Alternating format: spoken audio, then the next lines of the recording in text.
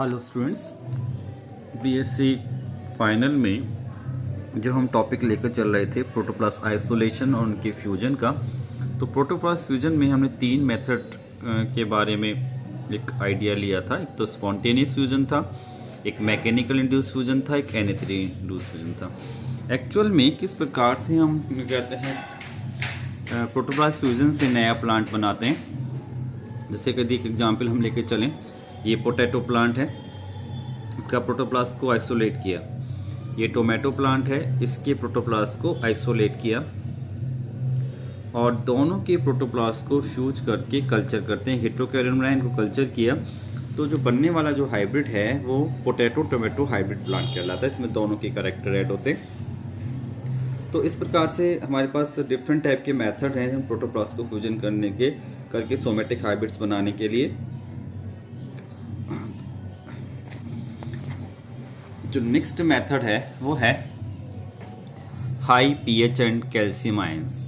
High calcium ions की concentration से induce fusion में पीएच जो होता है वो 10.5 पर प्रोटोप्लास्ट रखना पड़ता है। इससे प्रोटोप्लास्ट का फ्यूजन बढ़ जाता है। एक मेथड जो हो सकता है वो हो सकता है polyethylene glycol induce fusion, PEG से बोलते हैं। यह सबसे पॉपुलर मेथड है। यह मेथड प्लांट प्रोटोप्लास्ट के साथ साथ एनिमल में भी यूज होता है। इसमें मिक्सचर को 15 से 30 मिनट के लिए पीईजी से ट्रीट किया जाता है, जिससे फ्यूजन की संभावना बढ़ जाती है। जो भी हमें मेथड यूज करना है वो फ्यूजन की संभावना को बढ़ने के लिए, फ्यूजन को इंक्रीज करने के लिए, इंड्यूस करने के लिए करना होता है। एक भाग अगला था बाई इलेक्ट्रो फ्यूजन। इस प्रकार के मेथड में प्रोटोप्लास्ट का फ्यूजन हाई वोल्टेज वाली एक सूक्ष्म इम्पल्स द्वारा इंड्यूस किया जाता है, जिसमें प्लाज्मा मेम्ब्रेन के स्ट्रक्चर में वाइब्रेशन करते हैं और प्रोटोप्लास्ट फ्यूजन की पॉसिबिलिटी को बढ़ाते हैं।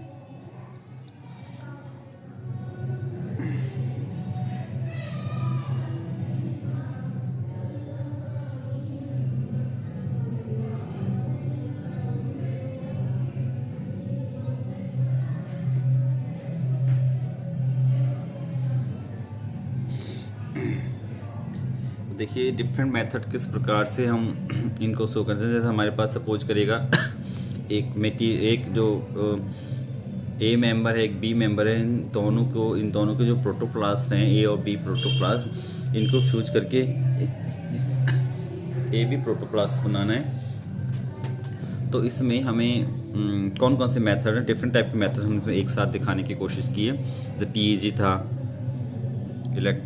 Membrane modified compounds, electric impulse द्वारा, और high pH and calcium ions की कंसंट्रेशन द्वारा हमें ये कोशिश करनी है कि ये ब्लू और ये रेड कलर के दो अलग अलग कलर के जो प्रोटोप्लास्ट दिखाएं फ्यूज होकर एक हेट्रोकैरियोन ए बी बना लें और इनको डेवलप करके, इनको ग्रो करके जो हम प्लांट बनाएंगे उसमें दोनों के कैरेक्टर्स ऐड हो जाएंगे।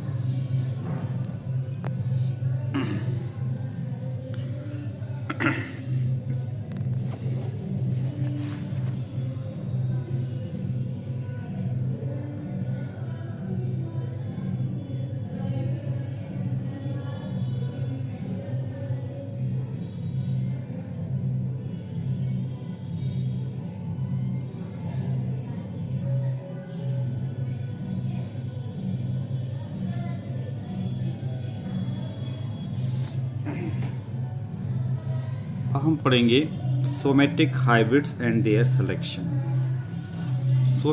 सोमेटिक हाइब्रिडाइजेशन के बाद निम्न प्रोडक्ट प्राप्त होते हैं। सोमेटिक हाइब्रिड से जो प्रोडक्ट प्राप्त होते हैं, निम्न प्रोडक्ट प्राप्त होते हैं। जैसे पहला है पेरेंटल प्रोटोप्लास्ट, वह प्रोटोप्लास्ट जिसका किन्हीं कारणों से फ्यूजन नहीं हो पाया। हमने उनको दोनों को साथ साथ रखा, बट किन्हीं कारणों से उनका फ्यूजन नहीं हो पाया, उन्हें पेरेंटल प्रोटोप्लास्ट कहते हैं और यह यूजफुल नहीं होता। जब पेरेंटल कॉम्बिनेशन होता है तो ये यूजफुल भी नहीं होते हैं, तो इसे कहते हैं पेरेंटल प्रोटोप्लास्ट। मतलब वह प्रोटोप्लास्ट जिनमें किन्हीं कारणों से फ्यूजन ना हो पाए कांटेक्ट में आने के बाद भी, तो वो पेरेंटल प्रोटोप्लास्ट कहते हैं। एक है होमोकैरियोन, एक ही टाइप के प्रोटोप्लास्ट के आपस में फ्यूज होने से प्राप्त प्रोडक्ट को होमोकैरियोन कहते हैं। यह भी यूजफुल नहीं होते क्योंकि ये भी एक ही प्रकार के सेल के फ्यूजन से दोनों के जो न्यूक्लियाई होते हैं वो सेम होते हैं, तो वो भी कहते हैं हमें उनका कोई सिग्निफिकेंस नहीं होता, तो ये भी क्या होते हैं, यूजफुल नहीं होते। जो नेक्स्ट टाइप हो सकती है वो हो सकती है हेटेरोकैरियोन।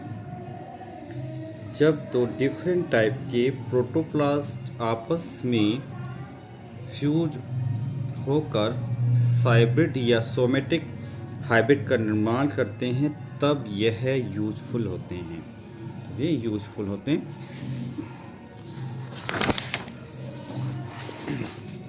तथा इनका सिलेक्शन निम्न मेथड द्वारा किया जाता है। मतलब जैसे दो डिफरेंट टाइप के जो सेल यदि फ्यूज होती हैं, तो जो हेटेरोकैरियोन बनाते हैं सोमेटिक हाइब्रिड या साइब्रिड जिसे बोल रहे हैं, तो वो जो होता है वो यूजफुल होता है, और उसका हमें सिलेक्शन ढूंढना पड़ता है, उसे सेलेक्ट करना पड़ता है, लोकेट करना पड़ता है। किस प्रकार उसको लोकेट कर सकते हैं, उसके करने के अलग अलग मेथड्स हैं। तो उसको इनका सिलेक्शन निम्न मेथड द्वारा किया जाता है। जैसे कि पहला है केमिकल मेथड। इस मेथड में विशेष टाइप के न्यूट्रिएंट्स मीडियम का उपयोग किया जाता है, जिस पर केवल सोमेटिक हाइब्रिड ही ग्रो किए जा सकते हैं। केवल सोमेटिक हाइब्रिड ही ग्रो किए जा सकते हैं। होमोकैरियोन व पेरेंटल प्रोटोप्लास्ट ग्रो नहीं कर पाते। इस मतलब जैसे हम एक डिफरेंट टाइप का मेथड यूज करें, एक ऐसा मीडियम यूज करें जिस पर केवल हेटेरोकैरियोन या सोमेटिक हाइब्रिड ही ग्रो करें, उन पर होमोकैरियोन और पेरेंटल कॉम्बिनेशन ग्रो ही नहीं कर पाएंगे, तो हम उसको पहचान लेंगे कि वो हेटेरोकैरियोन है। एक हो सकती है कंडीशन मैकेनिकल आइसोलेशन। कुछ स्पीशीज के सोमेटिक हाइब्रिड्स भिन्न भिन्न टाइप के एक्सटर्नल कैरेक्टर शो करते हैं, जिनके कारण अलग से पहचान कर माइक्रोपिपेट की सहायता से अलग कर लिया जाता है।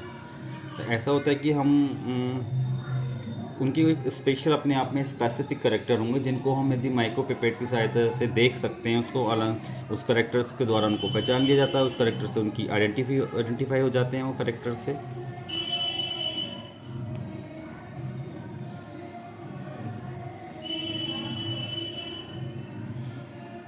एक मेथड है फ्लोरेसेंट मेथड। फ्लोरेसेंस मतलब होता है प्रदीप्ति। मतलब कुछ ऐसे मतलब इस मेथड में तो हमें करना ही ये है कि इस मेथड में दो पेरेंटल प्रोटोप्लास्ट के डिफरेंट टाइप के प्रोटोप्लास्ट में डिफरेंट टाइप के फ्लोरेसेंट सब्सटेंस मिला दिए, जो चमकीले, जो इनसे रेडिएशन हो रहा है, उनको मिला दिया जाता है। और जब वो दोनों फ्यूज होते हैं तो अलग से दिखाई देते हैं, तो उनको आराम से पहचान कर सकते हैं, उसको अलग कर सकते हैं, उनको सेलेक्ट कर सकते हैं।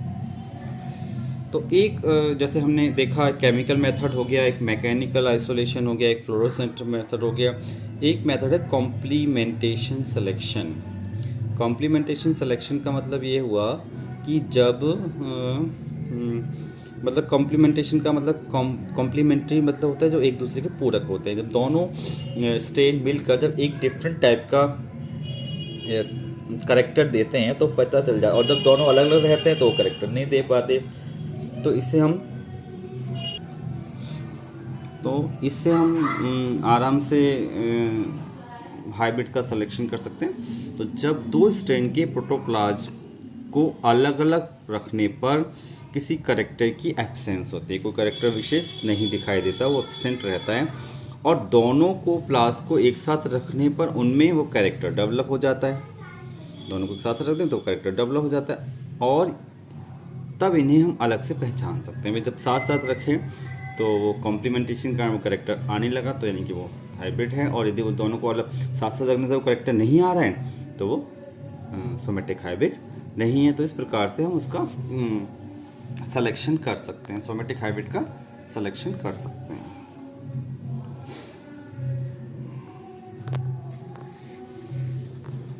अब देखें, अब हम पढ़ेंगे यूजेस ऑफ सोमेटिक हाइब्रिड, यानी कि हालांकि सोमेटिक हाइब्रिड बनाने का मतलब क्या है, इनका फ़ायदा क्या होता है, हम क्यों उनको बनाना चाहते हैं। यूजेस ऑफ सोमेटिक हाइब्रिड में सोलेनेसी फैमिली की अनेक स्पीसीज के बीच सक्सेसफुल सोमेटिक हाइब्रिडाइजेशन हो चुका है। सोलेनेसी फैमिली की है, उसमें बीच मतलब उस फैमिली के जो कुछ मेंबर्स हैं जिनमें हम सोमेटिक हाइब्रिड्स बनाए सकते हैं। जैसे ब्रेसिकेसी फैमिली में एक वाइड सोमेटिक हाइब्रिडाइजेशन का प्रोग्राम स्वीडन कंट्री में हुआ था। मतलब वाइड मतलब व्यापक, विशाल। इंडिया में दिल्ली में प्रेजेंट IARI व TERI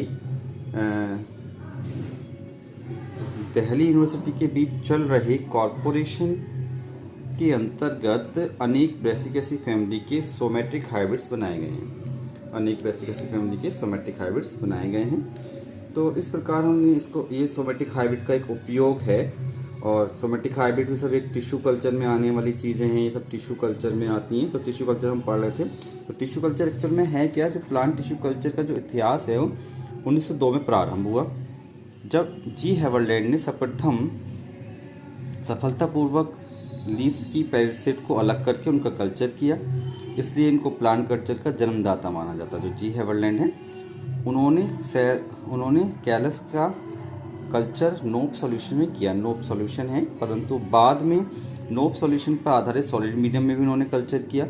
और सबसे पहले उन्होंने पूर्ण सततता का नियम दिया। इनकी पूर्ण सततता का नियम का मतलब होता है टोटीपोटेंसी कॉन्सेप्ट, यानी कि प्रत्येक सेल में एक, जिसका अर्थ है कि प्रत्येक सेल में उसी प्रकार एक कंप्लीट प्लांट बनाने की क्षमता है जिस प्रकार एक जायगोट में होती है। उसके बाद ये पता चला कि प्लांट टिश्यू की ग्रोथ व डेवलपमेंट के लिए कार्बन, हाइड्रोजन, ऑक्सीजन, नाइट्रोजन के अतिरिक्त कुछ माइक्रो और मैक्रो एलिमेंट्स की भी आवश्यकता पड़ती है। प्लांट के उस भाग को जिसका प्रयोग कल्चर को प्रारंभ करने में किया जाता है उसे एक्सप्लांट कहते हैं। यह एक्सप्लांट स्टेम, रूट, लीव्स व फ्लावर, फ्रूट्स व सीड का भाग होता है। जब इसको कल्चर मीडियम के कांटेक्ट में लाया जाता है तब यह सेल डिवीजन द्वारा कैलस बनाना प्रारंभ कर देता है। इस प्रकार हमने आज ये टॉपिक कंप्लीट होता है प्रोटोप्लास्ट फ्यूजन।